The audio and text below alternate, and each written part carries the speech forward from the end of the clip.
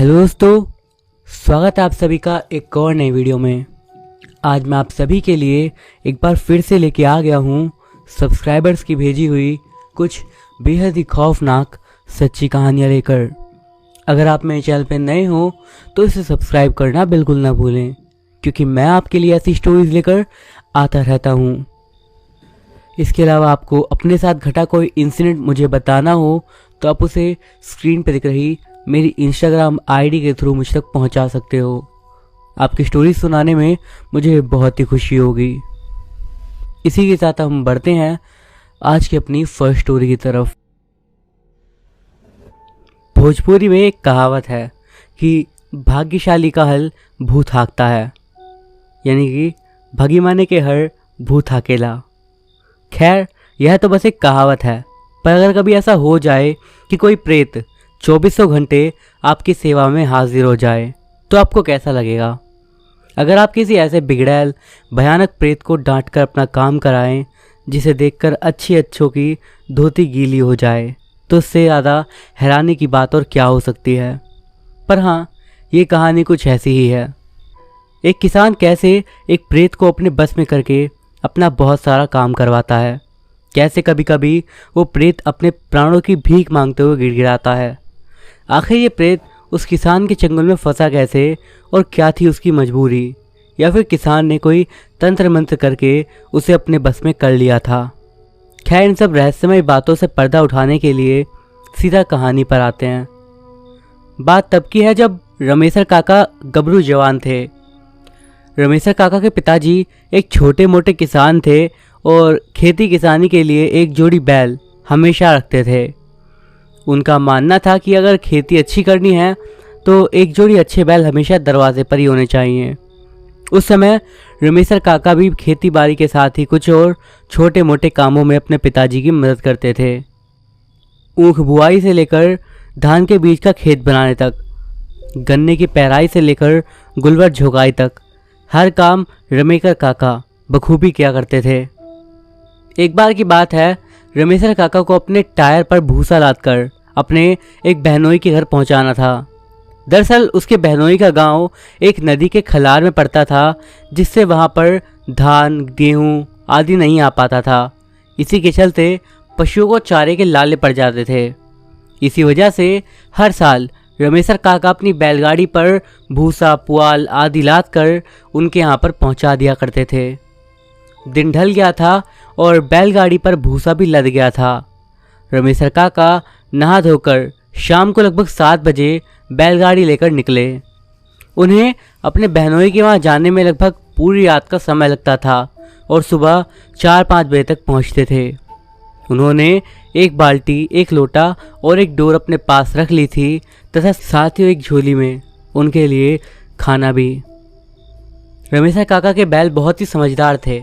जब वे एक बार रास्ते पर चल पड़ते थे तो गढ़वान को काफ़ी आराम मिलता था, क्योंकि ये बैल बिना हाँके बराबर चलते ही रहते थे। इससे रमेशर काका को बार बार ना बैलों को हाँकना पड़ता था और ना ही सामने से किसी गाड़ी आदि के आने पर साइड करना पड़ता था, क्योंकि आगे से किसी गाड़ी के आदि के आने पर बैल खुद ही किनरिया हो जाते थे। इतना ही नहीं, रमेशर काका कभी कभी बैलगाड़ी पर झपकी भी ले लेते थे और बैल आराम से अपने मार्ग पर बढ़े चले आते थे। रमेशर काका को घर से निकले 3-4 घंटे बीत चुके थे। रात के 10-11 बज गए थे और अब वे जिस कच्चे खुररिया रास्ते से जा रहे थे, ये रास्ता पूरे तरीके से सुनसान हो गया था। दूर दूर तक कुछ भी दिखाई नहीं दे रहा था और रात भी अंधेरे में पूरी तरह गहरी नींद में सोने के लिए व्याकुल हो उठी थी। दूर दूर तक सन्नाटा और उस रास्ते के किनारे उगे हुए बड़े बड़े घास फूस और कुछ छोटे बड़े पेड़ों के सिवा कुछ भी नहीं था। खैर, इससे रमेशर काका को क्या फ़र्क पड़ता था? उन्हें तो इससे भी अंधियारी रात में दूर दूर तक, यहाँ तक कि बीहड़ इलाकों से होकर भी जाने की आदत थी। बैलों की रफ्तार अब थोड़ी धीमी हो गई थी, पर वो रुकने वाले नहीं थे। वे बढ़े चले जा रहे थे अपने मार्ग पर। बैलगाड़ी धीरे धीरे आगे बढ़ रही थी और रमेशर काका कमर को थोड़ा आराम देने के लिए घिघुर कर झपकी लेना शुरू कर दिए थे।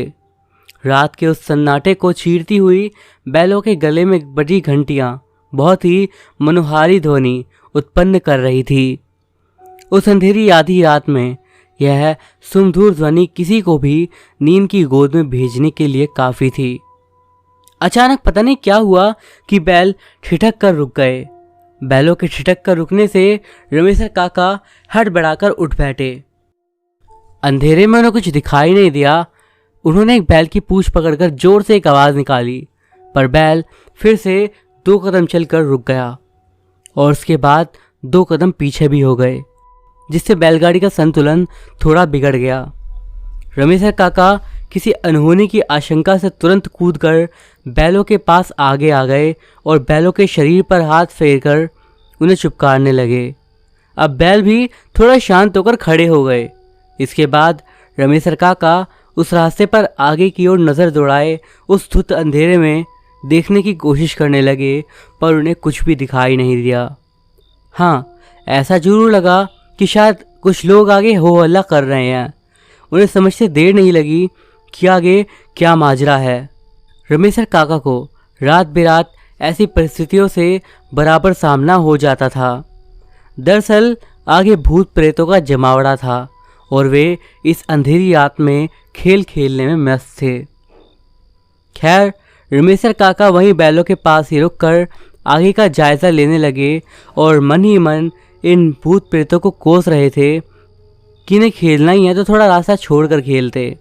वे वहीं रुककर इंतज़ार करने लगे कि भूत प्रेतों का ये खेल जल्दी बंद हो जाएगा और वे आगे बढ़े, पर 10-15 मिनट तक इंतज़ार करने के बाद भी भूत प्रेत रास्ते से हटने का नाम नहीं ले रहे थे और बैल भी अब कितना भी हाँकने पर आगे बढ़ने का नाम नहीं ले रहे थे। रमेशर काका तो पूरी तरह से निडर स्वभाव के थे। उन्हें काहे का डर। और हाँ, उनके साथ में 2 बैल भी तो थे। उन्हें पता था कि अगर बैल थोड़ा हिम्मत दिखाएंगे तो ये भूत प्रेत उनका कुछ नहीं बिगाड़ सकते। उनके दिमाग में एक विचार आया। वे अब बिना देरी करे बैलों के पगों को पकड़कर बैलों के आगे आगे चलने लगे और अब बैल भी उन्हें अपने आगे आगे चलता देख धीरे धीरे आगे बढ़ने लगे। भूत प्रेतों के पास पहुंचते ही एक अजीब घटना घटी। वे सारे अजीबोगरीब डरावनी डरावनी सी आवाज़ें निकालने लगे। बैल थोड़ा सहम गए, पर रमेशर काका ने हिम्मत ना हारते हुए बैलों को पुचकारते हुए उन्हें आगे खींचने की कोशिश करी। जब रमेशर काका थोड़ा आगे बढ़ते तो भूत प्रेत भी थोड़ा आगे बढ़ जाते, पर रास्ते से हटते नहीं और फिर से भयंकर रूप से हंसकर उन्हें डराने की कोशिश करने लगते। अब काका ने ताल ठोकते हुए उन भूत प्रेतों को चुनौती दे डाली। उन्होंने कहा कि हिम्मत है तो आगे बढ़ो, पीछे क्यों खिसक रहे हो। एक बड़ा भयंकर प्रेत आवाज़ करते हुए बोला और उनके पास आ गया। रमेशर काका तो पहले से ही पूरी तरह से सतर्क थे और उन्होंने बिना देरी करे एक जोर की लात उस प्रेत को दे मारी और मार पड़ते ही वो प्रेत तिल मिलाकर थोड़ा दूर हट गया। अब कुछ प्रेत उस मार्ग के थोड़े किनारे हो गए थे और थोड़े सहम गए थे, पर अब भी वे गुस्सैल लग रहे थे। अब रमेशर काका की बुद्धि भी काम नहीं कर पा रही थी, क्योंकि अब तो बैल एकदम से आगे बढ़ने का नाम ही नहीं ले रहे थे और इस भयावह अंधेरी रात में इस समय अब किसी व्यक्ति के उस रास्ते से आने जाने की उम्मीद बिल्कुल भी नहीं थी और रमेशर काका सुबह तक का इंतज़ार भी नहीं करना चाहते थे। काका को एक तरकीब सूझी। उन्होंने मन ही मन हनुमान जी का नाम लिया और कड़क कर बोले, तुम इतने सारे हो और मैं अकेला, अगर हिम्मत है तो एक एक करके आओ, तुम सबको देखता हूँ। यह कहते हुए रमेशर काका ढाका मारकर हंसे और ताली ठोकने लगे। रमेशर काका का यह रूप देखकर भूतों को लगा कि यह तो उनका मजाक उड़ा रहे हैं। अचानक वही प्रेत जिसे रमेशर काका ने एक लात मारी थी आगे बढ़ा। आगे बढ़कर उसने अपने दोस्त भूत प्रेतों से कहा कि तुम लोग अब तमाशा देखो, कोई भी आगे ना बढ़े, मैं इससे लड़ने के लिए तैयार हूँ। रमेशर काका उसकी बात सुनकर थोड़ा सहमे, पर हिम्मत नहीं आ रही, क्योंकि उन्होंने कितने सारे प्रेतों से टक्कर ले रखी थी और सबको धूल चटाई थी। इसके बाद रमेशर काका ने वहाँ खड़े सभी भूत प्रेतों से कहना शुरू कर दिया कि आप लोगों की यही बात मुझे सबसे अच्छी लगती है कि आप लोग जो जवान देते हो उस पर सदा कायम रहते हो। मुझे पूरा यकीन है कि आप में से कोई भी बीच में नहीं आएगा और कौन जीता और कौन हारा इसका भी सही सही फैसला होगा, मुझे पूरा यकीन है। इसके बाद रमेशर काका उस चुनौती स्वीकारने वाले भूत को देखकर बोले कि अगर मैं हार गया तो तू जो भी बोलेगा वो मैं करूँगा, सदा के लिए तेरा दास बन जाऊँगा। अब उस भूत से ना रहा गया और उसने भी ताल ठोक और तड़पा, मुझे मंजूर है, और अगर मैं भी हार गया तो सदा के लिए मैं तेरा दास हो जाऊँगा। इसके बाद तो बिना देरी करे रमेशर काका और उस भूत प्रेत में पटकी शुरू हो गई। कभी रमेशर काका ऊपर तो कभी वो प्रेत। 10 मिनट तक लड़ते लड़ते दोनों थकने लगे थे, पर एक दूसरे में गुत्थम गुत्थी जारी थी। रमेशर काका को लगने लगा था कि कहीं वे कमज़ोर ना पड़ जाएं, पर उन्होंने हिम्मत नहीं हारी और लड़ते लड़ते धीरे धीरे पास खड़े बैलों की ओर बढ़ने लगे। और ये क्या, यह तो रमेशर काका की एक चाल थी जो उस आत्मा पर भारी पड़ चुकी थी। दरअसल लड़ते लड़ते दोनों बैलों के बीच में आते ही पता नहीं बैलों को क्या हुआ कि वे अपनी जगह पर ही रहकर इधर उधर अपना पैर पटकते। अभी यह प्रेत कुछ समझ पाता उससे पहले ही उसे लहूलुहान कर दिए। दरअसल वे दोनों बैल केवल उस प्रेत को ही निशाना बना रहे थे और अपने पैरों से मार मार कर कुचल कुचल कर उन्होंने उसे अधमरा कर दिया। अब क्या, उस प्रेत के कमज़ोर पड़ते ही रमेशर काका उस प्रेत को दोनों बैलों के बीच से खींचकर बाहर लाए और उसे लिटाकर उसके सीने पर बैठ गए। भूत प्रेतों ने ही रमेशर काका की जीत की घोषणा करी। अब ये प्रेत रमेशर काका का दास बन चुका था। रमेशर काका के जीवन में शायद ऐसी घटना थी जो शायद उस समय के किसी भी इंसान के जीवन में ना घटी हो और ना ही भविष्य में घटेगी। काका बहुत खुश थे और पसीने से पूरी तरह भीग गए थे। उन्होंने गमछे से अपना पानी पोंछा और उस प्रेत से कहा कि अब हमारी बैलगाड़ी के आगे आगे चल। अब वो प्रेत करे भी तो क्या करे, जबान तो दे चुका था और जबान को तोड़ा भी नहीं जा सकता था। कुछ देर चलने के बाद रमेशर काका को लगा कि अगर ऐसे चलते रहे तो कल दिन में 10-11 बजे तक भी बहनोई के गांव तक नहीं पहुंच पाएंगे। तब उनको एक तरकीब सूझी। उन्होंने बैलगाड़ी के आगे चलते हुए प्रेत को हाँक लगाई और उसे अपने पास बुलाया। अपने पास बुलाने के बाद उन्होंने उस प्रेत से कहा कि तेरी वजह से मैं काफ़ी लेट हो गया हूँ। अब तो एक ही उपाय है कि तू इस बैलगाड़ी में जुड़ और उसे आगे खींचकर ले चल। अब प्रेत करता भी तो क्या, रमेशर काका ने बैलों को खोलकर उन्हें बैलगाड़ी के पीछे बांध दिया और उस प्रेत को बैलगाड़ी में जोत दिया। फिर वो प्रेत बैलगाड़ी को लेकर बढ़ा। जब भी वो प्रेत थोड़ा धीमा होता, रमेशर काका उसकी पीठ पर 2-4 डंडे बजाते और वो तेज़ी से भागने लगता। इसी तरह करीब 3-4 बजे ही रमेशर काका अपने बहनोई के घर पहुंच गए थे। घर के बाहर ही उनके बहनोई का घास फूस से छाया हुआ एक भूसेवला था। रमेशर काका अपने बहनोई को जगाना उचित नहीं समझे और उस प्रेत को आदेश देकर सारा भूसा उन्होंने भूसेवले में रखवा दिया। प्रेत ने लगभग आधे घंटे में सारा भूसा वहाँ पर रख दिया था।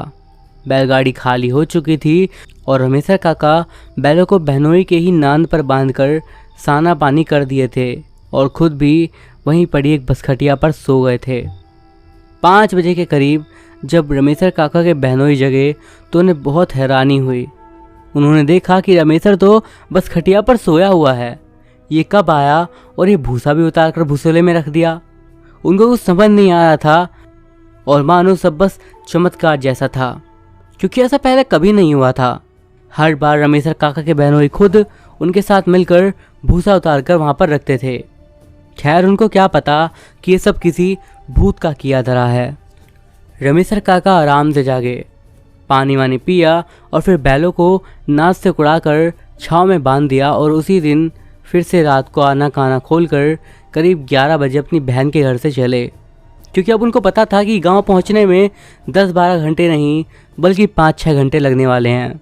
जी हाँ, फिर से रमेशर काका जब बैलों को जोत कर बैलगाड़ी को लेकर अपने बहनोई के घर से वापस पहुंचे तो सुनसान देखते ही बैलगाड़ी में से बैलों को खोलकर गाड़ी में पीछे बांध दिए और उस प्रेत को जोता लगाकर गाड़ी में जोत दिए।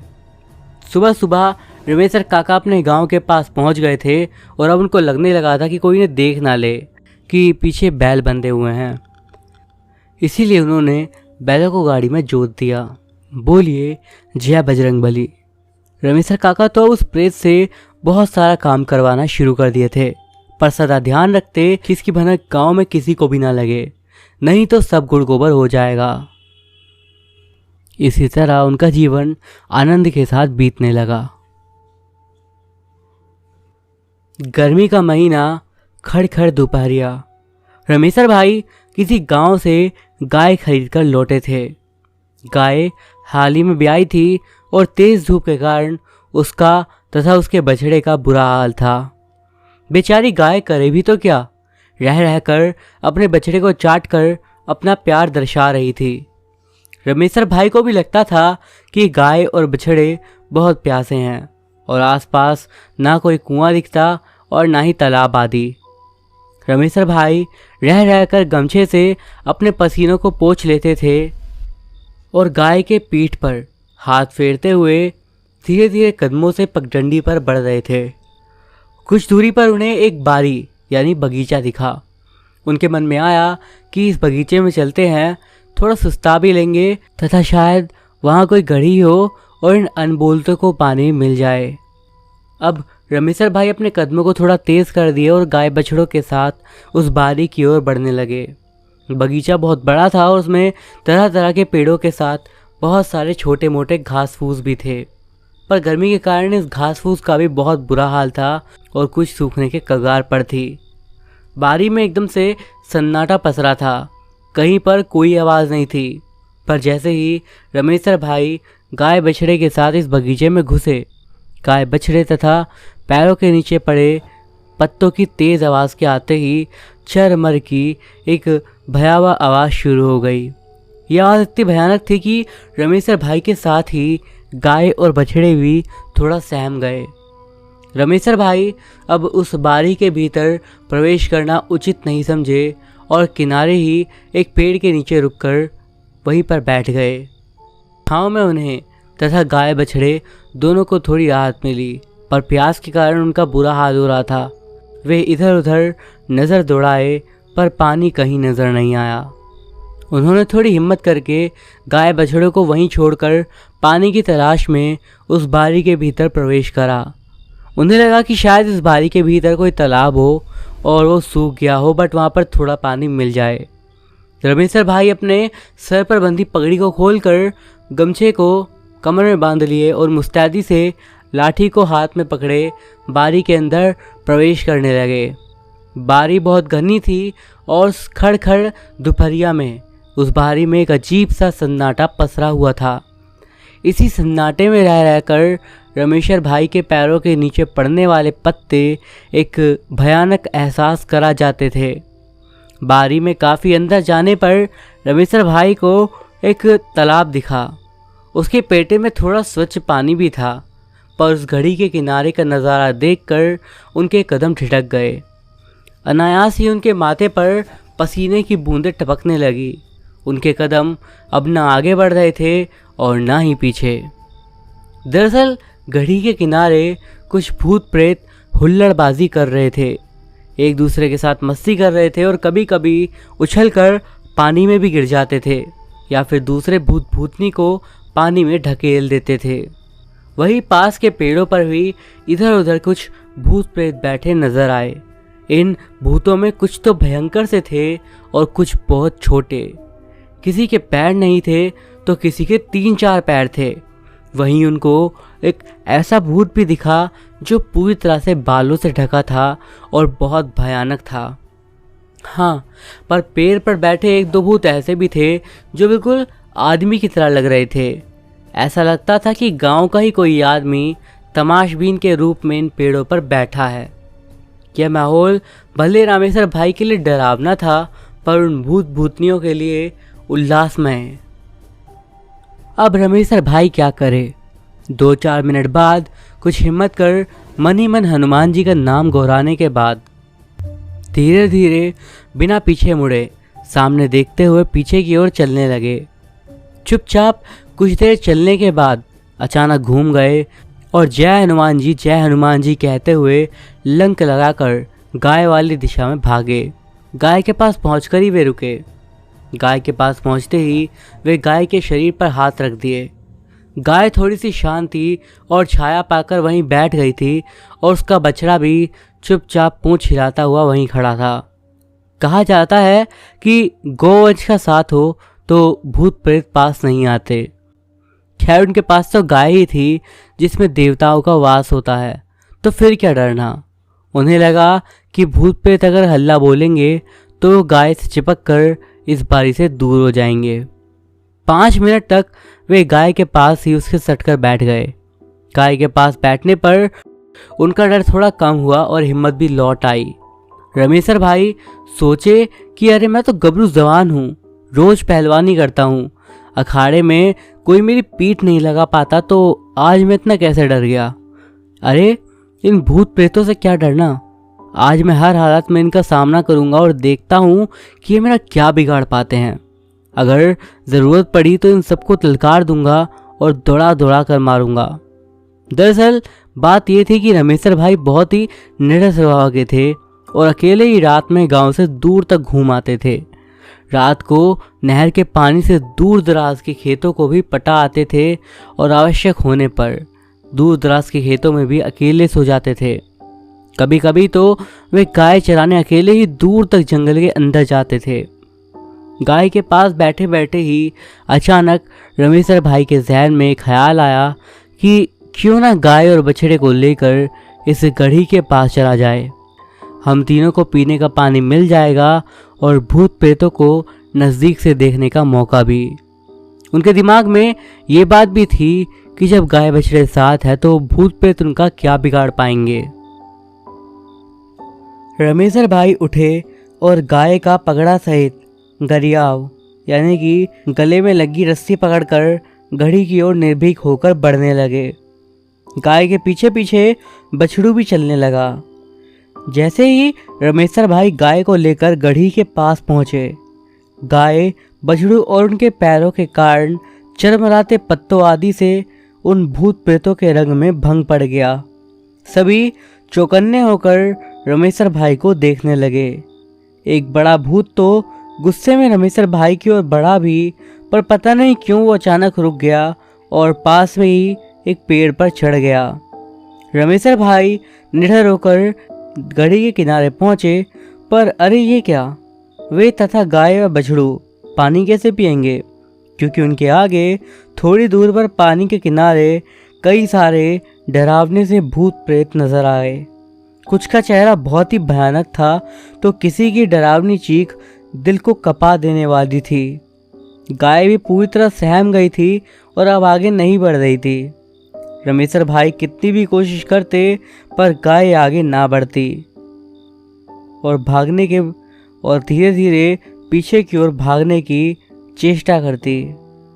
रमेशर भाई ने अपनी हिम्मत को बनाए रखना ही ठीक समझा और गाय के गरियाव को कसकर पकड़ लिया। अब रमेशर भाई एक हाथ में लाठी को भांजते हुए तथा गाय को खींचते हुए आगे बढ़ने की कोशिश करने लगे। वे दहाड़े कि मैं भूत प्रेत से नहीं डरता और इस समय ये जानवर बहुत ही प्यासे हैं। मैं हर हालत में अपनी जान की बाजी लगाकर भी इन दोनों को पानी पिलाने के बाद ही पीछे हटूंगा। पर उधर भूत प्रेत भी तस से मस न होने का नाम ले रहे थे और कुछ तो अपना गुस्सा दिखाने के लिए आसपास की डालियों को कूदते फांदते मोटी पतली ताड़ियों को तोड़ते हुए नजर आए। कुछ पानी में कूद कर उसे गंदा भी करने लगे। अब बारी का माहौल और भी डरावना होने लगा था, इतना डरावना कि कमज़ोर दिल वालों के लिए ये बहुत ज़्यादा जानलेवा हो सकता था। खैर अब ना तो भूत प्रेत पीछे हट रहे थे और ना ही रमेशर भाई, पर गाय एकदम से डरी सहमी खड़ी थी और उसका बछड़ा भागकर थोड़ा दूर जाकर खड़ा होकर इन भूत प्रेतों को एकटक निहार रहा था। उसे पता ही नहीं चल रहा था कि यहाँ पर हो क्या रहा है। अचानक रमेशर भाई अपनी ओर बढ़ते हुए एक भयंकर भूत को गाय का पगड़ा पकड़े पकड़े ही तेजी से आगे बढ़कर पानी में धकेल दिए और फिर तेजी से आकर गाय के पास सट गए। अब तो उन भूतों में से भी कुछ डरे समय नजर आने लगे और पता नहीं चला कि कब कुछ भूत गायब हो गए। पर अभी 5-6 भूत और भूतनी रमेशर भाई का रास्ता रोके खड़े थे। अचानक उस बगीचे में तूफान आ गया। एक बहुत ही तेज आंधी उठी और उस आंधी में बहुत सारे पत्ते और खरपात आदि बारी में उड़ते हुए नजर आए। पेड़ों की डालियां एक दूसरे से टकराने लगी और रमेशर भाई के साथ ही वहां उपस्थित भूत प्रेत भी सहम गए, क्योंकि उस समय किसी को नहीं पता चल रहा था कि आखिर ये क्या हो रहा है। इसी तूफान के बीच वहां एक खूबसूरत महिला प्रकट हुई। उसे आते किसी ने भी नहीं देखा। उस नवयौवना के चेहरे पर एक खूबसूरत मुस्कान थी। उस नवयौवना को देखते ही सारे भूत प्रेत अपना सर नीचे कर लिए। ऐसा लगा कि मानो वो उसे सम्मान दे रहे थे। अचानक महिला सौम्य आवाज में बोली कि किसी प्यासे को पानी से रोकना अच्छी बात नहीं, क्योंकि हम लोग भी तो पहले इंसान ही थे। आखिर हम में से कई तो कुछ दुर्घटनाओं के शिकार ही हुए हैं। मुझे याद है एक बार मैं अपनी माँ, बहन तथा अपने गांव की सखी सहेलियों के साथ पैदल ही मेले में जा रही थी। उस समय मेरी उम्र यही कोई 9-10 साल की रही होगी। मेला मेरे गांव से काफ़ी दूर था। गर्मी का ही मौसम था और हम लोग घास फूस वाली पगडंडी के रास्ते से जा रहे थे। अचानक रास्ते में कुछ ऐसा हुआ कि मैं अपने ग्रुप से अलग होकर रास्ता भटक गई और उन लोगों को खोजते खोजते कहीं दूसरी दिशा में ही निकल पड़ी। अचानक डर के मारे और तेज धूप के कारण मुझे बहुत ज़्यादा प्यास लगने लगी और इधर उधर खोजबीन करने के बाद भी मुझे पानी ना मिला और मैं वहीं पर प्यासी भटकती रही। यही कारण था मेरी अकाल मृत्यु का। इतना कहते ही उस तरुणी प्रेतनी का चेहरा गुमसुम हो गया। आंखों से आंसुओं की धार बह गई और रमेशर भाई भी भावुक हो गए। ऐसा लगा कि गाय भी उस प्रेतनी के प्रति सहानुभूति दिखा रही थी, क्योंकि गाय आगे बढ़कर उस तरुणी के पाँव को चाट रही थी।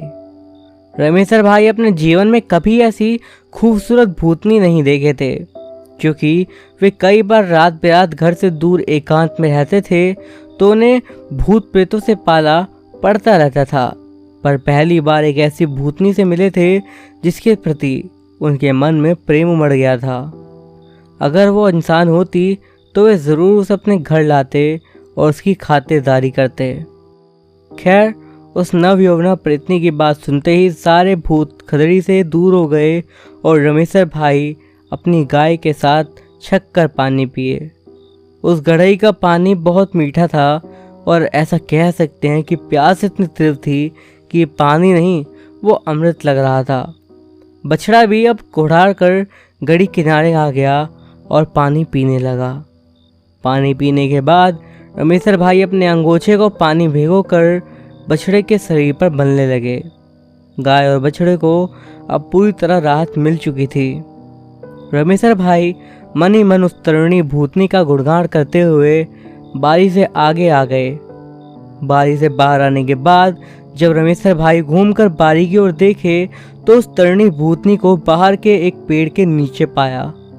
वो प्रेतनी प्रेम भाव से रमेशर भाई की ओर देख रही थी। रमेशर भाई 2 मिनट खड़े रहकर उस प्रेतनी से नैनचार किए और उसके बाद शायद फिर मिलने की आस को लेकर वहां से अपने गांव की ओर बढ़ चले।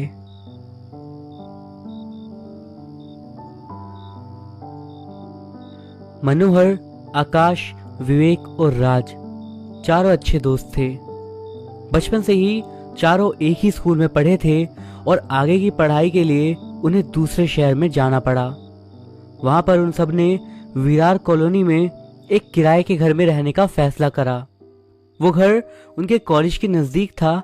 यही वजह थी कि उन्होंने रहने के लिए उस घर को चुना था।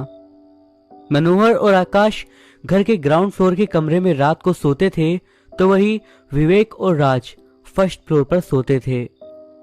शुरू के 4 दिन गुजर जाने के बाद रात के समय खाना खाने के बाद वो चारों लोग हॉल में बैठे हुए थे और तब मनोहर और आकाश ने विवेक और राज को बताया कि रात के समय सोते वक्त उन्हें ऐसा लगता है कि घर के बाहर कोई चल रहा हो।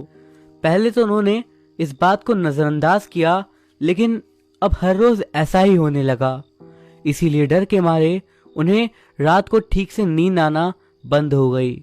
और जब उन्होंने ये बात विवेक और राज को बताई तो वो लोग भी डर गए। ये सब सुनने के बाद तुरंत विवेक ने बताया कि एक दिन जब वो घर पर अकेला था और बाकी तीनों किसी काम से बाहर गए हुए थे, तब उसे ऐसा लग रहा था कि उस घर में उसके अलावा भी कोई और है। दोपहर के वक्त जब वो किचन में कुछ खाने के लिए गया था लेने के लिए, तब उसे पीछे से किसी के गुजरने का एहसास हुआ और उसने तुरंत पीछे मुड़कर देखा तो उसे ऐसा लगा कि एक काली परछाई 1 सेकंड में उस कमरे से बाहर को भागी। वो सब कुछ इतना जल्दबाजी में हुआ कि विवेक को कुछ समझ में भी नहीं आया और वो डर के मारे अपनी जगह पर ही जम गया। उसने तुरंत किचन के बाहर जाकर बाकी के कमरों में देखा, पर वहां पर कोई भी नहीं था। ये सारी बातें जब उन सब ने एक दूसरे को बताई, तब वो सब डरे हुए थे। इस सब के बाद राज ने तुरंत ही मकान मालिक को फोन किया और उनको इन सब के बारे में बताया। तब मकान मालिक ने उन्हें उस घर की सच्चाई बताई। दरअसल बात यह थी कि सालों पहले उस जगह पर एक कब्रिस्तान हुआ करता था, लेकिन मकान मालिक के पिता ने उस जगह को खरीदा और वहां पर एक घर बनाया। अब चूंकि उनके पास पैसों की कमी नहीं थी, इसलिए उन्होंने इस घर को किराए पर रख दिया और वो खुद दूसरे शहर में रहने के लिए चले गए। जब भी उस घर में कोई रहने आता तो ज्यादा से ज्यादा 1 महीने के बाद वो उस घर को खाली कर देता। लोगों ने बातें बनानी शुरू कर दी थी कि ये घर हॉन्टेड है, क्योंकि उस घर में रहने वाले लोग उस घर में आत्मा देखने का और कई सारी पैरानॉर्मल एक्टिविटीज का अनुभव करने का दावा करते थे। यही वजह थी कि उस घर को कोई खरीदता भी नहीं था। मकान मालिक ने उन चारों लड़कों को घर दिखाते समय ये बात छुपाई थी, लेकिन जब उन सबके साथ ये घटनाएं हुई तो उसे सच बताना पड़ा। और सब कुछ जानने के बाद उन चारों ने यह फैसला करा कि वो अगले दिन ही इस घर को छोड़कर चले जाएंगे। रात के समय विवेक और राज ने भी ग्राउंड फ्लोर पर सोने का फैसला करा। वो दोनों मनोहर और आकाश के बगल वाले कमरे में सोए। बेशक वो सभी सोने चले गए थे, लेकिन उन सबको थोड़ा थोड़ा डर तो लग ही रहा था। और रात को सोते समय राज की आंख खुली। उसे किसी के चलने की आवाज आ रही थी। उसे ऐसा लग रहा था मानो कोई घर के बाहर घास पर चल रहा है। उसने इस बात को नजरअंदाज करने की कोशिश करी, लेकिन चाहकर भी वो इस तेज आती हुई आवाज को इग्नोर नहीं कर पाया। और उस वक्त वो अपने बिस्तर पर इतना डरा और सहमा हुआ था कि उसे समझ नहीं आ रहा था कि वो क्या करे। थोड़ी देर बाद ये आवाज बंद हो गई और फिर राज ने विवेक को उठाया, जो कि उसके बगल में ही लेटा हुआ था। विवेक ने उसे बताया कि वो भी जाग ही रहा था और उसने भी वो आवाज सुनी है। वो दोनों ये बात कर ही रहे थे कि किसी ने उनके कमरे के बाहर का दरवाजा खटखटाया और दरवाजा खटखटाने की आवाज सुनते ही वो दोनों चौंक गए। वो दोनों ये सोच ही रहे थे कि दरवाजे पर कौन होगा कि बाहर से चिल्लाने की आवाज आई, जल्दी दरवाजा खोलो। ये सुनते ही वो समझ गए कि आकाश की आवाज है। राज ने तुरंत दरवाजा खोला और सामने आकाश खड़ा था, जो कि बहुत परेशान था। उसके चेहरे की हवाइयां उड़ी हुई थी और माथे पर बहुत सारा पसीना आया हुआ था। क्या हुआ तुम्हें? परेशान क्यों इतना? देखो, हमें अभी यहां से निकलना होगा। कि क्या? मगर क्यों? क्या हुआ तुम्हारे साथ? देखो, अभी बताने का वक्त नहीं है, जल्दी हमें यहां से निकलना होगा। मनोहर ने कैब बुक कर दिया। अरे पर राज आगे और कुछ बोलता कि तुरंत आकाश अपने कमरे की ओर दौड़ा और उसे वहां जाता देखकर राज और विवेक भी उसके पीछे गए। उस समय उन्होंने देखा कि मनोहर अपना सामान इकट्ठा कर रहा था, तो आकाश पागलों की तरह अपनी चीजें लेने के लिए कमरे में इधर उधर दौड़ रहा था। उसे उन दोनों ने शांत किया। आकाश, अब बताओगे बात क्या है? ऐसा क्या हुआ है? विवेक ने बोला। जब मैं सो रहा था तब नींद में मेरी थोड़ी सी नींद खुली और जैसे ही मेरी नजर खिड़की पर पड़ी, मेरे रोंगटे खड़े हो गए। ऐसा क्या देख लिया तूने खिड़की पर? उस खिड़की की हाइट देख, ऊंची है ना? हाँ है। तो मैंने देखा कि वहां पर एक बूढ़ी औरत खड़ी है। उसकी आंखें पूरी तरह से सफ़ेद थी और उसके चेहरे पर एक अजीब सी मुस्कुराहट थी। मुझे तो समझ में ही नहीं आ रहा था मैं क्या करूं कि तभी क्या, उसी वक्त नींद में मेरा हाथ इसकी गर्दन पर लगा और डर के मारे चिल्लाया। मेरी नींद खुल गई और उसके बाद इसने मुझे सब कुछ बताया। पहले तो इसकी बातों पर मुझे यकीन नहीं हुआ और मुझे लगा कि इसने कोई सपना देखा है, पर फिर उसके बाद वापस हमने किसी के चलने की आवाज़ सुनी और मैं समझ गया कि ये कोई सपना नहीं बल्कि वाकई में इसने किसी बूढ़ी औरत को देखा है, मनोहर बोला। ये सब सुनने के बाद राज बड़ी हिम्मत करके तुरंत उस खिड़की के पास गया। वैसे तो वो डरा हुआ था, मगर उसने अंदर से ही खिड़की के बाहर नीचे जमीन पर देखा और खिड़की अंदर से बंद थी, लेकिन उस पर लगी कांच से बाहर का सब कुछ साफ दिख रहा था। और नीचे देखने के बाद राज अपनी जगह पर किसी पुतले की तरह जम गया। क्या हुआ तुम्हें राज? विवेक बोला उससे। देखो, बात यह है कि अगर वहां पर कोई खड़ा रहा होगा वाकई में, तो उसकी हाइट 8 से 10 फीट होगी, या फिर क्या, या फिर वो हवा में उड़ रही होगी। राज के ऐसा कहते ही वो सब लोग बुरी तरीके से डर गए और फिर उन सब ने जल्दी से अपना सामान पैक कर लिया और फिर थोड़ी देर तक वो कैब आने का वेट करे। और जैसे ही बाहर कैब आई, वो चारों तेजी से घर के बाहर की तरफ दौड़े और जल्दबाजी में ही उन्होंने उस घर को लॉक करा और फिर बिना इधर उधर देखे सीधा कैब में जाकर बैठ गए। किसी की भी नजर वापस उस घर की तरफ देखने की नहीं हो रही थी, लेकिन जब कैब बस निकली ही थी उस समय पर राज ने हिम्मत करके पीछे घर की तरफ देखा तो उसे वहां पर कोई दिख तो नहीं रहा था, पर उसे ऐसा लग रहा था मानो उस घर के पास कोई उन्हें जाते हुए देख रहा है।